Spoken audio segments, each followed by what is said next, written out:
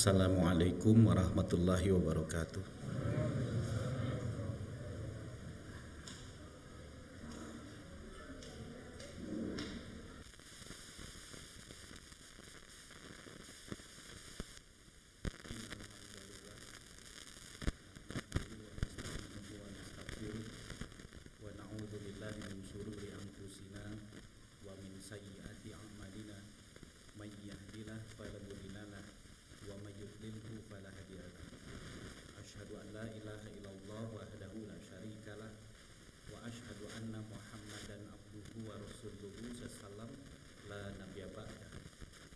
Usikum bitaqwallah faqad fazal muttaqun.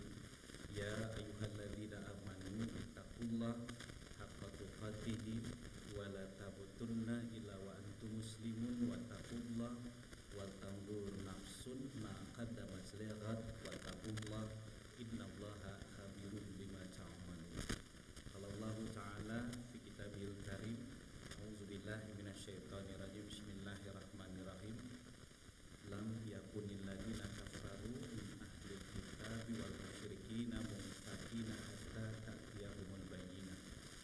Rasulun minallahi yatslu suhufan mutahharah fiha kutubun qayyimah wa ma tafarraqal ladina utul kitaba min ba'di ma ja'atuhumul bayyinah. Ayat 1. Ikhwan rahimakumullah, sidang Jumat dimuliakan Allah. Alhamdulillah, segala puja dan puji syukur sudah sepantasnya terus kita panjatkan kepada Allah Subhanahu wa taala, zat yang juga masih terus lebih banyak nikmat pada kita sampai hari ini.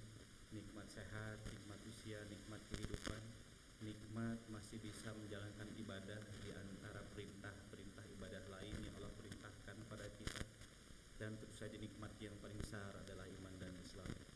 Salawat serta salam juga tercurah pada Nabi kita, Nabi Muhammad sallallahu alaihi wasallam, panutan kita, contoh abadi kita hingga akhir zaman.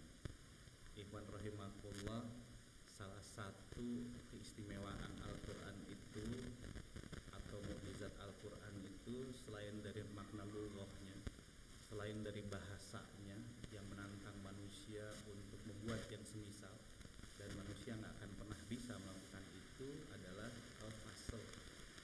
Al-Quran itu pemisah antara hak dan batil, benar dan salah, gitu, iman dan kafir. Sehingga kalau dikatakan dalam Al-Quran itu lam yakunil ladzina kafaru min ahlil kitab wal musyrikina munfakina hatta ta'tiyahumul bayyinah. Maka al-bayyinah itu adalah Rasulun minallahi yatslu suhufan mutahharah, membacakan suhufan mutahharah Al-Quran. Dan Al-Quran itulah yang kemudian menjadikan manusia terpecah, terpisah. Ada yang beriman, ada yang munafik, dan kemudian ada yang kafir. Dan ini akan berlangsung sampai hari kiamat. Jadi berharap semua orang jadi beriman juga nggak akan mungkin, gitu. Tapi berharap orang jadi kafir semua juga nggak mungkin terjadi. Dan tidak bisa dipungkiri bahwa pertarungan antara hak dan batil itu jadinya abadi. Ketika Rasulullah menyampaikan tauhid sebagai puncak keimanan, maka ada yang menerima, ada yang menjaga status quo, dan ada yang menolak dan melakukan perlawanan. Sehingga dikatakan bahwa mayarqabu aminata Ibrahim ila man safiha nafsah. Jadi orang yang berpaling dari milah Ibrahim, orang-orang yang berpaling dari tauhid, maka dia seperti orang yang bodohi dirinya sendiri. Ya. Dan kita juga menyaksikan dalam Al-Quran betapa kemudian orang dibawa pada tauhid tidak semuanya dia menerima, bahkan sebagian besar itu marah dan melakukan perlawanan. Padahal diajak pada puncak tertinggi kebenaran, kan tauhid itu puncak tertinggi dari kebenaran, keimanan. Berpaling dari tauhid, orang hanya akan bodohi dirinya sendiri. Ya. Tapi dari situ kita juga mengerti bahwa tidak semua akan menerima. Begitu juga ketika diajak pada syariat. Syariat itu puncak tertinggi hukum. Hukum terbaik itu syariat. 1000 orang profesor berkumpul bikin produk hukum, nggak mungkin bisa sebanding dengan syariat walaupun bagaimana. Kenapa? Keterbatasan kepala kita untuk memahami masa depan itu, sementara syariat datang dari Allah yang tahu betul tentang masa depan. kita disuruh bikin aturan ya pragmatis aja yang hari ini kita rasakan aja gitu, yang pasti kita anggap bermanfaat buat kita aja. Nggak mungkin lah ya, kita akan bisa buat aturan yang lebih hebat dari aturan Allah Subhanahu wa Ta'ala. Sehingga kalau dikatakan dalam Al-Quran afa hukmal jahiliyatiyah pun waman ahsanu min hukma liqaumin yuqinun, itu memang betul gitu ya. Jadi orang berusaha untuk membuat aturan ya yang lebih hebat dari syariat, tapi syariat itu Al-Quran mengatakan bahwa apa hukum jahiliyah, apa hukum buatan kesempitan otak manusia yang tidak diikuti gitu. Maka siapa yang lebih hebat lagi hukumnya daripada hukum Allah Subhanahu wa Ta'ala, dan itu syariat. Tapi ketika diajak kepada syariat, kan tidak semua orang juga menerima gitu. Ada yang menerima, ada yang jaga status quo, dan kemudian ada juga yang melakukan perlawanan gitu. Jadi kita juga harus realistis bahwa nggak mungkin bisa menyatukan umat manusia seluruhnya gitu, jadi dalam keimanan. Sehingga dalam fikih Islam itu kita mengenal orang yang menerima itu jadi orang yang beriman, orang jadi status quo itu dia bisa jadi kafir, tapi kafirnya muahid atau kafir zimmi, orang kafir yang hidup dengan kaum muslimin tanpa melakukan pergesekan dengan kaum muslimin, hidup bertetangga ya. Kalau kita makan enak tercium oleh mereka, maka kita harus memberikan bagian kita itu pada mereka. Kenapa? Karena mereka menolak tapi mereka tidak melakukan perlawanan gitu ya. Mereka tidak beriman karena nggak bisa dipaksa untuk beriman. La ikraha fiddin, nggak ada paksaan. Tapi bukan mereka benar, mereka tetap dikatakan kafir, tapi kafirnya kafir muahid atau kafir zimmi, orang yang terikat dengan perjanjian dengan kaum muslimin. Maka Rasul mengatakan siapa yang menyakiti zimmiku maka menyakitiku, kata Rasul. Orang yang menyakiti orang kafir tapi dalam hidup bertetangga kita tidak saling ganggu, maka Rasul mengatakan dia seperti menyakitiku, kata Rasul SAW. Artinya yang seperti harus tetap dijaga ya. Dan selama ini kita hidup seperti itu kan di tengah-tengah kita gitu ya, nggak ada persoalan gitu ya. Dari dulu juga kita punya teman kita non muslim biasa-biasa aja gitu ya, main bola bareng gitu ya, gelut bareng itu biasa-biasa aja, nggak ada masalah dengan itu ya. Tiba-tiba yang jadi masalah itu kan ketika ada pemikiran-pemikiran liberal yang kemudian memaksa kita harus ikut dengan perayaan agama mereka gitu ya, mereka ikut perayaan agama kita, kalau kita nggak ikut perayaan agama mereka disebut intoleran. Kan pemikiran liberal sebenarnya. Yang dulu kan kita nggak harus ikut perayaan agama mereka, biasa-biasa aja gitu, anak kita bertetangga ya, kita berteman, saling antar, ikut naik mobil bareng-bareng ke sekolah, nggak ada persoalan dengan itu, dan tidak ada kemudian tudingan intoleran dan sebagainya, nggak ada gitu. Jadi sekarang ketika liberal menguasai media, tiba-tiba kita dipaksa ucapin Natal dong, ikutan Natalan dong, kalau nggak ikutan kamu intoleran gitu ya. Jawa Barat ini puncak tertinggi intoleran gitu, macam-macam ya. Padahal kita mengerti betul bahwa untuk dengan kafir muahid ini, kafir zimmi ini, kita nggak ada masalah sama sekali, tanpa kita harus ikut tata cara ibadah mereka. Ini Al-Quran ya, sehingga turunnya Al-Quran itu menjadikan manusia dibedakan oleh Allah Subhanahu wa Ta'ala, karena Al-Quran itu keistimewaan al-fas. Tapi berbeda dengan kafir yang melakukan perlawanan. Ini yang disebut kafir harbi, Pak, dalam Islam itu. Maka untuk kafir harb ini namanya juga harb, statusnya dia berperang dengan kaum muslimin gitu. Karena itu nanti kalau kita baca sirah kita harus bisa membedakan. Ada orang-orang kafir yang memang dekat dengan Rasulullah, Rasul kasih makanan ya, kemudian Rasul juga membantu dia hidup bersama Rasulullah. Tapi di satu sisi ada orang yang terus terikat perjanjian perperangan dengan Rasulullah terus, mulai Badar, Uhud ya, Khandaq, terus kan mereka akan peperangan dengan Rasulullah gitu. Kan sisi ini harus kita lihat. Kenapa? Karena orang kafir itu memang ada kafir harbi gitu, yang mereka tidak mau menerima Islam lalu melakukan penolakan dan perlawanan gitu. Dan dalam Al-Quran digambarkan perlawanan itu gitu. Nah untuk yang seperti ini ya nggak bisa kemudian kita toleran, nggak bisa kemudian kita berbaik hati dengan seperti ini gitu. Karena pada masa Rasul pun Rasul mengangkat perang dengan orang-orang seperti itu, kafir harbi gitu. Ini juga harus disampaikan supaya kaum muslimin juga mengerti ya. melihat saja faktanya, rasional saja. Karena kenyataannya di tengah-tengah kehidupan kita ada orang-orang kafir yang memang terus menyerang kaum muslimin gitu, dengan berbagai cara gitu. Jadi kalau hari ini misalnya kita dikejutkan kembali dengan pembacaan Al-Quran gitu di Swedia gitu ya, ya memang begitulah gitu. Ya, ketika kita bicaranya perdamaian toh orang-orang kafir harbi terus akan menyerang kaum muslimin dengan berbagai cara gitu. Tentu yang seperti ini tidak bisa damai ceritanya gitu. Bagaimana mungkin damai sementara mereka terus menyerang kaum muslimin gitu. Dan pertarungan itu tidak pernah dimulai oleh kaum muslimin, tapi mereka yang melakukan penyerangan pertama pada kaum muslimin. Dalam sejarah itu yang disebut dengan Badar Sugro. Badar Sugro itu kan begitu, mereka mulai menyerang Madinah, mereka mulai mengintai. Gimana caranya mereka ingin mengintimidasi Rasulullah gitu, hanya karena keimanan gitu. Jadi ini juga harus kita fahami, sehingga ikhwan rahimakumullah dengan memahami itu kita juga bisa melihat bahwa oh iya ya, ketika musuh-musuh Islam itu mendengungkan perdamaian, cinta kasih gitu ya, ternyata kenyataan di satu sisi Islam terus saja diserang, simbol-simbol Islam terus saja dilecehkan gitu. Ini juga harus membuka mata hati kita. Kenapa? Karena Al-Quran tetap saja mengatakan walan tardo ankal yahudu walan nasara hatta tattabi'a milatahu. Nggak akan ridho selamanya, menggunakan lan di situ Pak. Lan itu lam abadan, artinya sampai hari kiamat nanti. Walan tardo ankal yahudu walan nasara hatta tattabi'a milatahu, sehingga kamu ikut milah-milah mereka. Sehingga digambarkan Tuhan rahimakumullah dalam Al-Quran itu ada beberapa cara yang terus mereka lakukan untuk menyerang Islam, yang sampai hari diulang-ulang saja gitu.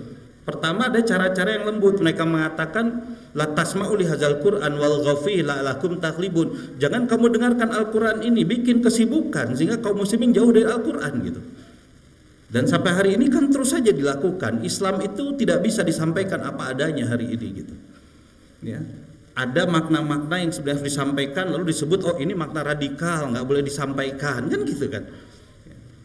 Ada makna-makna yang sebenarnya penting bagi kaum muslimin tiba-tiba harus dihidden, nggak boleh disampaikan lagi di tengah kaum muslimin gitu. Bahkan mungkin bagi kita sendiri nanti ada ayat-ayat kita anggap tabu gitu, wah nggak boleh nih dibacakan nih gitu. Kan tujuannya itu supaya mereka bisa mengalahkan kaum muslimin gitu. Kenapa? Karena kemenangan kaum muslimin itu justru terletak pada penyampaian Islam itu apa adanya dari A sampai Z, sehingga membangkitkan kaum muslimin gitu. Mungkin dalam hal-hal akhlak dibolehkan karena akhlak sama-sama saja gitu. Tapi nanti kalau sudah bicara jihad, kalau sudah bicara kisos, kalau sudah bicara tentang riba, tiba-tiba jangan dibacakan ayat-ayat seperti itu, nggak boleh tuh gitu. Ayat-ayat itu tabu untuk dibacakan. Padahal ini Al-Quran, dinnya sendiri gitu. Berapa banyak orang yang tiba-tiba takut dengan kata-kata kisos.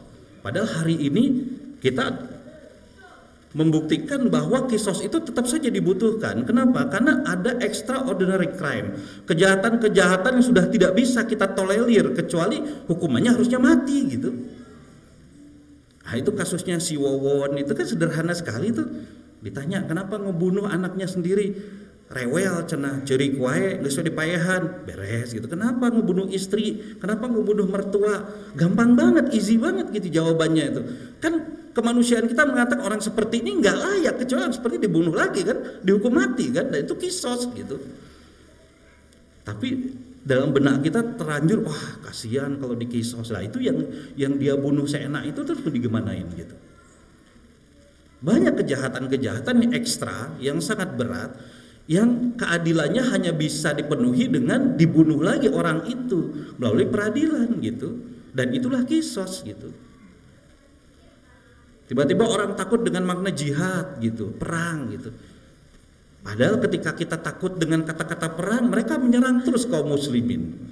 Hari ini Israel menyerang lagi Gaza, terus gitu. Ya, sementara kita digemborkan dengan perdamaian-perdamaian, mereka terus memerangi kaum muslimin dengan senjata-senjata mereka. Sementara kita untuk bahas jihad aja tabu gitu, nggak boleh gitu.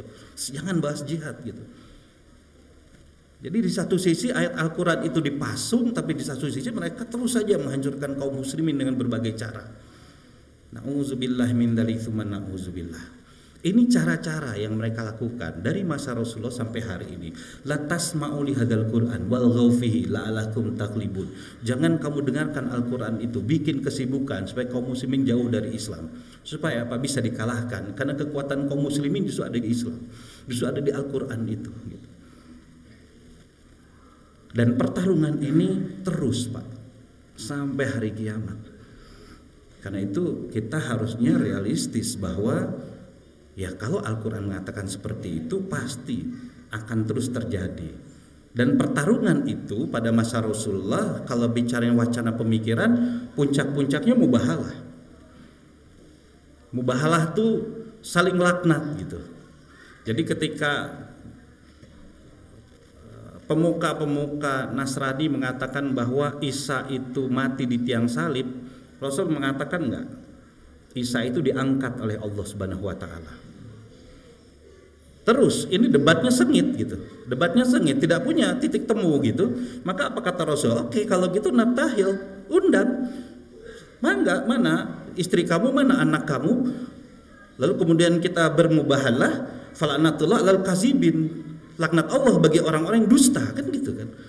Jadi Rasul nggak pernah mengatakan ya boleh silakan aja kamu yakin bahwa Isa itu disalib, sementara kami yakin bahwa Isa itu diangkat oleh Allah gitu. Nggak begitu kan. Tapi ayo mari kita jidal, mari kita bermubahalah, siapa yang benar di antara kita.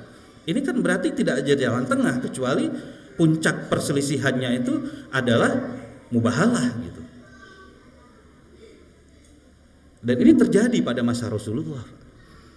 Jadi pertarungan itu tetap gitu. Dan Al-Quran yang mengisahkan itu, karena Al-Quran juga yang memisahkan antara keimanan dan kekafiran itu.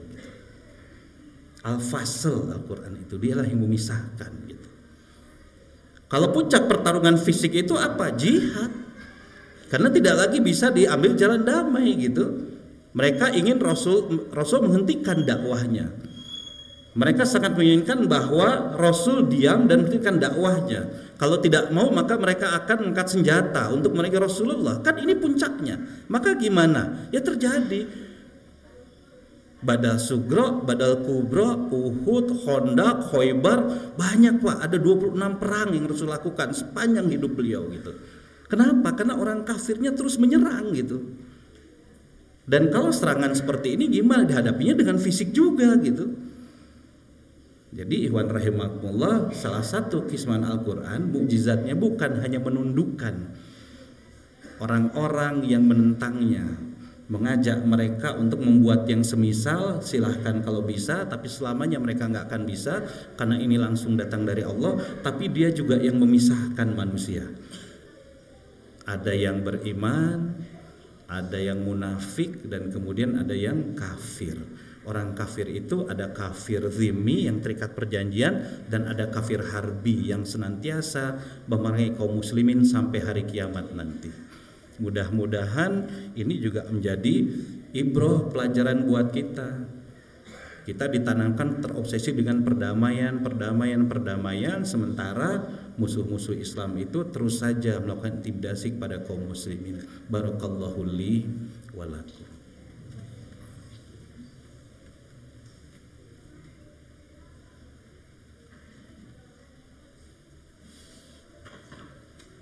Alhamdulillahirabbil alamin.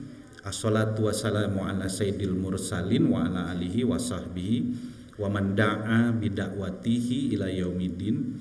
Asyhadu an la ilaha illallah wahdahu la syarikalah wa asyhadu anna Muhammadan abduhu wa rasuluhu sallam la nabiyya ba'dah. Usikum bitaqwallah faqad fazal muttaqun. Ya ayyuhalladzina amanu ittaqullaha haqqa tuqatih wa la tamutunna illa wa antum muslimun wattaqullaha wal tanzur nafsun ma qaddamat lighad wattaqullaha innallaha khabirum bima ta'malun. Qala Allah Ta'ala fi kitabil karim, a'udzubillahi minasyaitonir rajim, bismillahirrahmanirrahim. Inna nahnu nazzalna dzikra wa inna lahu lahafizun. Sadaqallahul azim.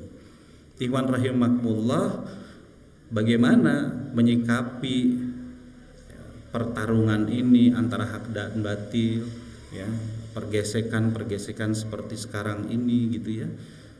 apalagi yang terbaru ini dengan dibakarnya Al-Quran, maka Al-Quran itu justru mengatakan seperti itu. Inna nahnu nazzalna zikra wa inna lahu lahafizun gitu. Orang orientalis itu mencela dengan mengatakan bahwa Tuhannya kaum muslimin itu jamak, buktinya nahnu gitu. Padahal yang dimaksud di situ Allah menurunkan Al-Quran kepada Jibril, Jibril membacakannya kepada Rasulullah, Rasul membacakannya para sahabat sampailah kepada kita sekarang gitu. Jadi kalau orang sibuk-sibuk dengan bersanad ya baca Quran tuh bersanad dari Rasulullah sampai pada kita sekarang gitu. Tapi bukan cuman itu yang jadi masalah. Wa innallahu lahafizun, kita juga punya kewajiban untuk menjaga Al-Quran itu gitu. Bukan hanya dengan membacanya saja, bukan cuma dengan menghafalkannya saja, tapi kemudian juga menjaga dia dari intimidasi, dari provokasi, dari pelecehan dilakukan oleh orang-orang kafir harbi gitu. Sehingga kalau saudara-saudara kita sekarang di Swedia sana kaum muslimin marah dengan melakukan aksi-aksi pembalasan, ya memang harus seperti itu dalam fikih gitu. Kenapa? Karena dikatakan man ra'a minkum munkaran falyughayyiru biyadi wa illam yastati fa bilisani wa illam yastati fa biqalbi. Jadi kalau kamu lihat kemungkaran ada di hadapan mata kamu, ya kamu nggak boleh diam, kamu harus mengubahnya dengan tangan kamu. Maka secara fikih dibolehkan apa yang dilakukan oleh kaum muslimin hari ini ketika mereka membela Al-Quran mereka. Kenapa? Karena fa innallahu lahafizun, kamilah yang menjaga Al-Quran itu. Bukan cuma dihafalkan, tapi juga dijaga dari pelecehan dilakukan oleh musuh-musuh Islam gitu hari ini. Jadi memang orang mengatakan bahwa ya kita sabarlah, ya kita di Indonesia tentu tidak melakukan hal itu gitu. Tapi kalau saudara-saudara kita di sana melakukan itu memang dibolehkan syariat gitu. Jadi ikhwan rahimakumullah, kalaupun kaum muslimin tidak bereaksi, maka Allah yang akan menjaganya. Karena Allah mengatakan wa innallahu lahafizun. Pelecehan terhadap Al-Quran itu ketika kaum muslimin tidak lagi mampu membela, maka dia pasti akan berhadapan dengan Allah Subhanahu wa taala. Dan laknat itu sudah turun kepada orang-orang yang melecehkan kitabullah gitu. Na'udzubillah min dzalik tsumma na'udzubillah. Mudah-mudahan buat kita, mungkin kita tidak punya kekuatan biyadih gitu. Setidaknya bersuaralah, tunjukkan bahwa kita tidak suka terhadap hal seperti itu. Ya. Bukan hanya kemudian diam, karena diam itu sebenarnya menunjukkan betapa lemahnya iman kita. Karena kita masih bisa bersuara untuk itu. Mudah-mudahan pertemuan yang singkat ini membuka mata dan hati kita, menjadikan kita juga mengerti bahwa pertarungan ini akan terus terjadi sampai hari kiamat, Pak. Tidak ada jalan keluar kecuali kemudian kita berpihak pada kebenaran atau justru ikut pada kebatilan. Na'udzubillah min dzalik tsumma na'udzubillah. Marilah kita berdoa, kita berharap pertemuan ini bawa barokah untuk kita semua. Astaghfirullahalazim, astaghfirullahalazim, astaghfirullahalazim. Alladzi la ilaha illa huwal hayyul qayyum wa atubu ilaih. Allahumma anta salam wa minka salam wa ilaika ya'udu salam. Hina rabbana bisalam, hinal jannata darussalam. Tabarakta rabbana wa ta'alaita ya zal zalim ikram. Allahumma ighfir lil mu'minina wal mu'minat wal muslimina wal muslimat al ahya'i min wal amwat innaka sami'u mujibu qaribu da'wat ya qadiyal hajat. Allahumma ansur muslimin fi kulli makan ya Allah. Allahumma ansur muslimin fi Rohingya, fi Uyghur, fi Hindi, fi Palestina, fi Suriah, fi Indonesia ya Allah. Wangsurna waftah lana fathan mubinan ya Allah. Rabbana afrik alana sabra wa tsabbit aqdamana. Rabbana atina fid dunya hasanah wa fil akhirati hasanah wa qina adzabannar. Ibadallah, innallaha ya'muru bil adli wa ihsan qurba wa yanha 'anil fahsya'i wal munkar wa baghi ya'izukum la'allakum tadhakkarun. Akbar li wa lakum. Aqimu shalat. Allahu akbar.